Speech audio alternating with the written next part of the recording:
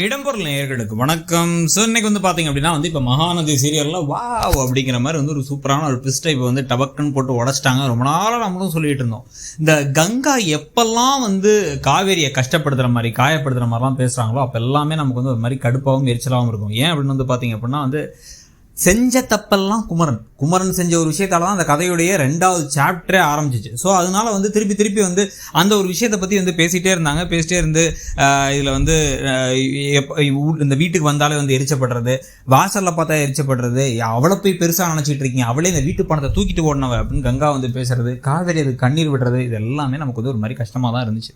So இந்த சமயத்தில் தான் பார்த்தீங்க அப்படின்னா இப்போ இது இல்லாமல் ஏற்கனவே இந்த ராகினிக்கும் அஜய்க்கும் வேறு கல்யாணம் நடந்துருச்சு. எல்லா சைட்லேருந்தும் காவேரிக்கு அடி மேலே அடி இருக்குது. காவேரிக்கு இருக்கக்கூடிய ஒரே திருப்தியான விஷயம் என்ன அப்படின்னா நிஜமாவே விஜய்க்கு காவேரியை பிடிச்சிருக்கு, காவேரிக்கு விஜய் பிடிச்சிருக்கு அப்படிங்கிறது நமக்கு தெரிய ஆரம்பிச்சிருச்சு. ஆனால் அவங்க 2 பேரும் வாயை திறந்து சொல்லலை அப்படிங்கிற ஒரு விஷயம்தான்.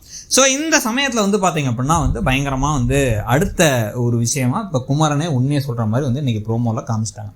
ஸோ அதில் பார்த்தீங்க அப்படின்னா கங்கா கொடைக்கானலில் வச்சு தன்னுடைய தங்கச்சியை பார்த்தாலே எரிச்சலாக இருக்குது. அப்பா இருந்த வீட்டில் இந்த வீட்டுடைய காசெல்லாம் எடுத்து கொண்டு போய் ஒரு பணக்கார புருஷனை கட்டிட்டு ஓடிட்டு நீ எல்லாம் பேசுறியா அப்படின்னு சொல்லிட்டு திமிரா பேசி தன்னுடைய இவங்களை அழ வச்சு தங்கையை அழ வச்சதுக்கு பிறகு பார்த்தீங்க அப்படின்னா செமையாக குமரனே ஒரு கட்டத்துக்கு மேலே அந்த மனசாட்சி குறுகுறுக்கும்ல, அதனால் அவரே சொல்லிட்டார், ஏம்மா சாமி நான் தாம்மா தப்பு, என்னால் தாம்மா தப்பு, நான் விடுமா அப்படின்னு சொல்லிட்டு. ஸோ அதனால் பார்த்தீங்க அப்படின்னா இப்போ நான் தான் பணத்தை ஃபுல்லாக தொலைச்சிட்டேன், ஏடிஎம் கார்டு ஃப்ராடு நடந்துருச்சு அப்படிங்கிறலாம் சொன்னதுக்கு பிறகு தான் ஓடி அழுது கங்கா இப்போ தன்னுடைய தங்கையை கட்டி அணைத்து நான் பெரிய தப்பு செஞ்சுட்டேன், உன்னை போய் சுயநலக்காரின்னு சொல்லிட்டு நீ என் வாழ்க்கையை பற்றி யோசிச்சிருக்கான்லாம் சொல்ல எவ்வளோ இந்த பொண்ணு நல்ல பொண்ணாக இருக்குது அப்படின்னு இந்த பக்கம் விஜய் வேறு ரொம்ப இம்ப்ரெஸ் ஆகிறார். அந்த அன்புலையும் காதலும் வேறு அந்த பக்கம் அதிகரிக்குது. இப்போ இதெல்லாம் நடந்துக்கிட்டு இருக்கும் பொழுதே இன்னொரு பக்கம் பார்த்தீங்க அப்படின்னா நமக்கே ஒரு அடுத்த ஒரு பெரிய இடி விடுறதுக்கான வாய்ப்பு என்ன அப்படின்னா ராகினி ஏதோ ஒரு தப்பு இருக்குது இப்போ விஜய்க்கும் காவேரிக்கும் இடையில. ஏன்னா நிவின் இன்னும் 8 மாதத்தை நாங்கள் கல்யாணம் பண்ணி போகலாம் சொன்னார்னா இப்போ என்ன நடக்குது, இவங்க சந்தோஷமாக இருக்க மாதிரி இருக்காங்களா இல்லை நடிக்கிறாங்களா அப்படின்னு கண்டுபிடிக்க தான் இந்த அஜயை கல்யாணம் பண்ணிக்க ஒத்துக்கிட்டது. அது ஒரு பிரச்சனை இருக்குது. இன்னொரு பக்கம் நிவினுக்கு உண்மையை தேவையெல்லாம் விஜய் சொல்லிட்டாரு. அவர் எதையாச்சும் வச்சு பிரச்சனை பண்ணி இந்த கான்ட்ராக்ட் மேரேஜ் தாங்க சொல்லி இந்த மொத்த விஷயத்தையும் ஒரு குழப்பத்தை உண்டு பண்ணிட்டு வரோன்னு பயந்துட்டு இருந்த சமயத்தில் கங்காவுக்கு இந்த பண விஷயம் தெரிஞ்சாச்சு.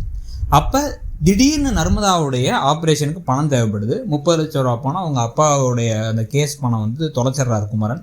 அப்போ 10 லட்ச ரூபா எங்கேருந்து வந்துச்சு அப்படின்னு கேட்கும்பொழுது அந்த 10 லட்ச ரூபாயை காவேரி தான் கொடுத்தா, ஏதோ ஃபேஸ்புக்கில் போட்டு வாங்கி கொடுத்தேன்னு சொன்னான் அப்படின்னு சொல்லும் பொழுது அப்படிலாம் இருக்க வாய்ப்பே இல்லையே, திடீர்னு ஒரு பணக்காரனை கல்யாணம் பண்ணியிருக்கா, அங்கேருந்து காசு வந்திருக்கு அப்படின்னா காசுக்காக கல்யாணம் பண்ணியிருப்பாளோ அப்படின்னு சொல்லிட்டு காவேரி கிட்ட நீ பணத்துக்காக தான் விஜயை கல்யாணம் பண்ணியா, உண்மையை சொல்லுன்னு கேட்டு அது உண்மைன்னு தெரிஞ்சால் இந்த கல்யாணமே வேணாம், அப்படி ஒரு மானம் கெட்ட பொழப்பு நமக்கு வேணாம் அப்படிங்கிற மாதிரிலாம் ஒரு வசனத்தை பேசுறதுக்கான வாய்ப்புகள் உண்டு.